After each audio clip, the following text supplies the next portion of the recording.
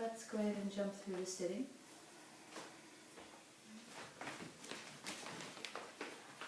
And take boat pose. So our sequence now is going to be 5 breath boat pose, cross ankles, pick up, go down, roll onto your back, press up to bridge or Urdhva Dhanurasana, 5 breaths, roll down, roll up to Navasana, 5 breaths, pick up, go down, roll back, 5 breaths in bridge or Urdhva Dhanurasana. If you did bridge first, maybe you're ready to do Urdhva Dhanurasana. We'll do 4 complete rounds of Navasana, back bend, Navasana, back bend, Navasana, back bend. Alright. So, breathing while you're keeping the root block engaged. Little smile, spreading toes, cross your ankles, pick yourself up, hover, push yourself down. Roll to your backs, plant your feet, and make your way to bridge pose or Urdhva Dhanurasana for 5 breaths. 1. Exhale, 2. Exhale, 3. Every time you inhale, you're receiving the fullest breath you can from tailbone to crown. Every time you exhale, you're rooting down into your shoulders if you're in bridge, into your heels, checking that your knees are tracking over the center of your feet. And then we'll release the fingers, roll down, knees to chest, rock back, inhale, rock up, and balance for 5, exhale 4, exhale 3, exhale 2, exhale 1, other ankle in front. And you notice one ankle in front is easier than the other ankle in front. Pick up, hover, go down, good. Rock back. Place your feet for bridge or Urdhva Dhanurasana. Urdhva Dhanurasana, make sure your elbows point straight up and down before you push your arms straight. And once you're up, relax your chest. Breathe more deeply.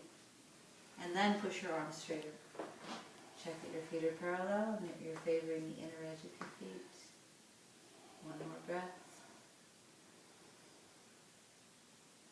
And come down chin to chest if you're in Urdhva Dhanurasana.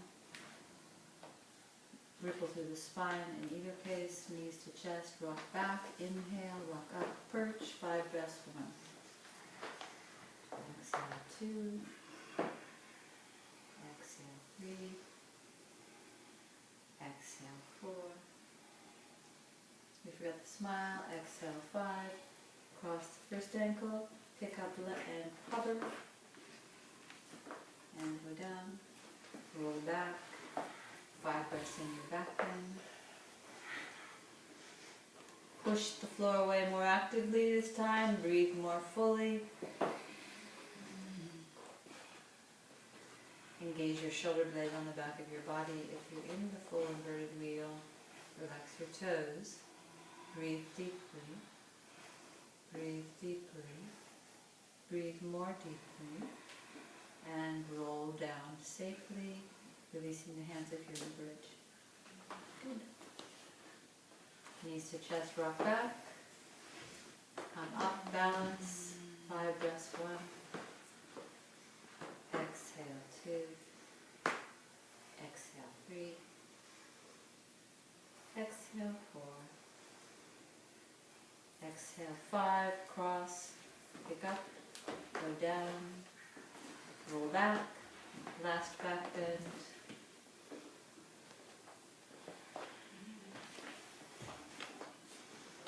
Keep your feet parallel.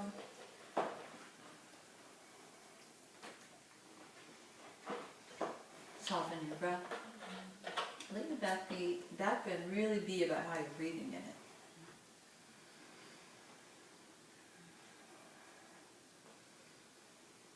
If your breath is agitated, do something about it. Don't settle for agitated breath. Either back off your physical effort or change your breath effort, or both.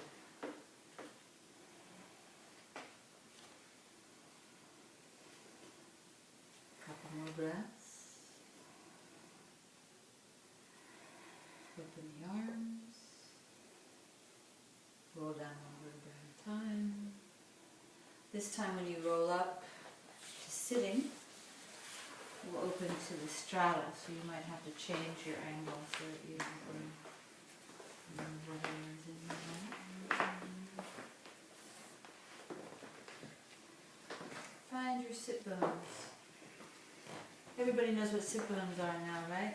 Everybody knows where their sit bones are? Lift up, so your belly is lifting out of your sit bones. Your thighs are grounding down. There's a difference between grounding and gripping. I was in a class, or one of my, someone who takes classes from me regularly has been experimenting with taking other classes from some of the new teachers at the studio, and she came to me and she said, I went into a class and the teacher said, you know, to press, to firm your legs into the mat, and everybody's heels popped up. She goes, my heels don't pop up when I firm my thighs. And what am I doing wrong? And this was like a young crowd, and everyone was in good shape. You know, they could all do all the instructions the teacher was giving. So she felt that she had some other thing that she needed to accomplish to get her heels up. Does anyone have any comments about that? Lift the kneecap. Don't look at everyone else. That's one of the very obvious things. Yes, it's not a comparison. Anything else? Well, should your heels even be coming up? I mean, if you're rolling onto the front of your sitting bones, it's all grounding down. Yeah. Right. This means that your knees are hyperextended. That's all this means.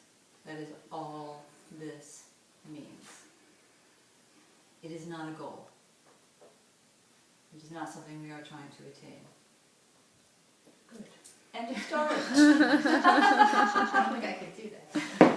We can tone the thighs without gripping the thighs. Gripping a muscle is never the level of energy that we're engaging in a muscle. We're never gripping, except for root lock. Root lock breaks all the other rules. Root lock, you can grip as much as you want, as long as that gripping doesn't translate anywhere else. We call it recruitment, when another muscle group tries to get involved in an area that they're not even involved in, like your jaw. Jaw recruits itself for so many different activities. You're thinking really hard, your jaw will get into the whole process. Okay, so just keep some tone. So they're not just hanging out loose. Put your hands on your thumbs. And don't do anything. Just feel how it is when you're not trying to put any effort into the muscles at all.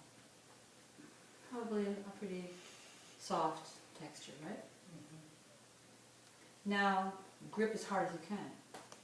Make them, I mean, my heels do go up, but it's not a goal. Now feel what that feels like. Feel what that feels like, but not just tactile wise. But what does that feel like? Does it feel like it's channeling energy? How is it to breathe when you're gripping your thigh muscles as hard as you can? That's so easy. No, it's very difficult to breathe when you're gripping at that level. And my experience is that it feels like this. That's what it feels like. It feels like I'm holding, not channeling. Holding. Now sometimes, for very specific reasons, we hold something. Because we're holding the breath, we're doing a breath retention. And the reason we would hold the breath retention is it's a purifying action and to increase prana. But most of the time we want flow. We want prana, which moves through subtle channels called nadis or meridians. we want it to flow. Unless we're holding it for a specific reason to then open it to create a blast of energy moving through for a specific reason. We want smooth, and the end goal of that would still be that we want smooth and harmonious flow of the subtle energy. Yeah? So when you say that sometimes you would hold it so that you can blast into, do you mean during asana? Like you would hold it so you could blast into something in your pose, or you mean it's strictly pranayama where you do that? You wouldn't do it during asana? Okay. I'm gonna do it during this. Okay. The level of tone that we're looking for in asana is just enough to support the posture. So let's play with this idea of tone.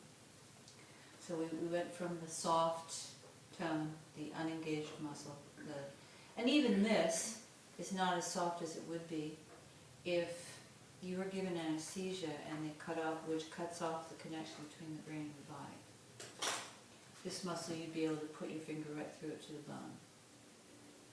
That's how even this amount of tone is, because there's unconscious nervous system energy engaging this muscle to a certain extent.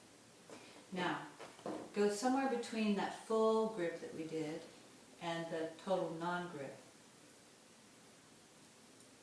and just bless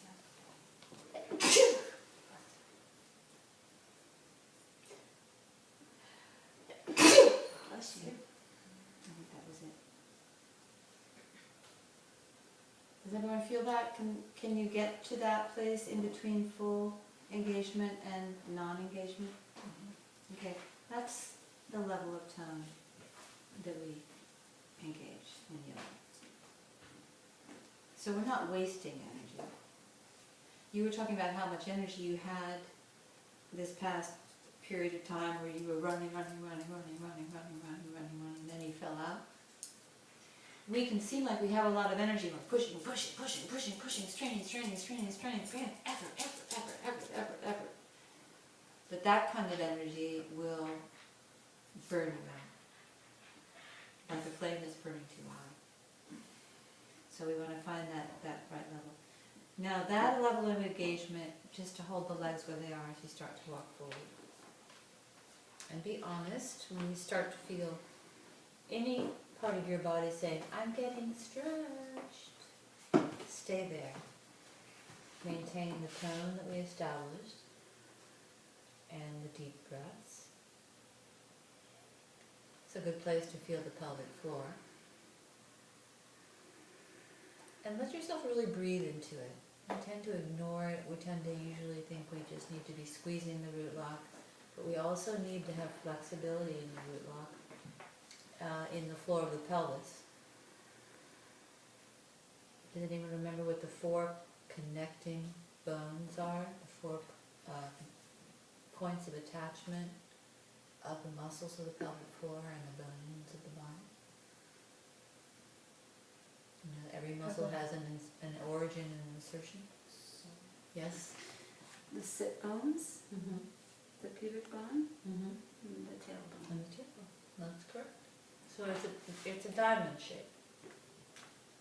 In the middle of the diamond is a figure 8. The figure 8 is actually 2 circular muscles that create the shape of an 8. And one circular muscle goes around the anus, and the other circular muscle goes around the